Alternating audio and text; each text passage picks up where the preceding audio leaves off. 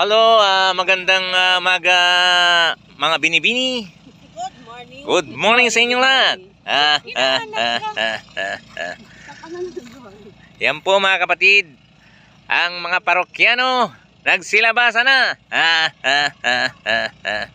Ason, yan po ang kagandahan ng Casa Española Island Resort.